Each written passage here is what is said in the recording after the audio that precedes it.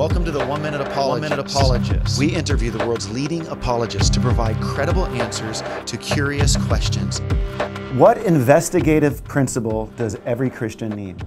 There's tons of different things you learn as a cold case detective, but probably the one foundational thing you got to begin with is you can't walk into crime scenes with a presupposition about who your suspect's going to be. And that's happened to me before, where I've actually walked into a crime scene and had the senior investigator, who knows a lot more than me, tell me, no, I've been here before, son. I know exactly what kind of a murderer this is going to be. We need to look for X, whatever X is, and he's basing it on what he thinks he sees at the crime scene. And it turns out, on this particular case, he was so sure that the suspect was going to be a boyfriend or a husband that we spent about a week looking for the love interests of the victim, when in fact it wasn't a boyfriend or a husband, it wasn't anybody she knew, it was actually the next door neighbor.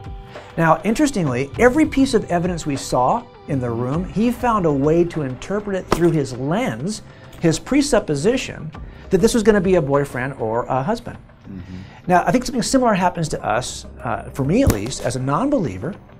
Something very similar happened as I looked at the evidence for Christianity. I began with a presupposition about naturalism, and I rejected up front any explanation that might be supernatural, like God.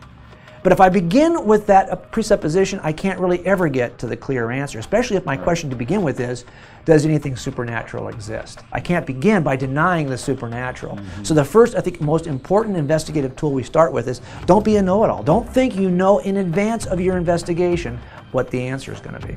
Let the evidence tell you how to get there. Thanks, John.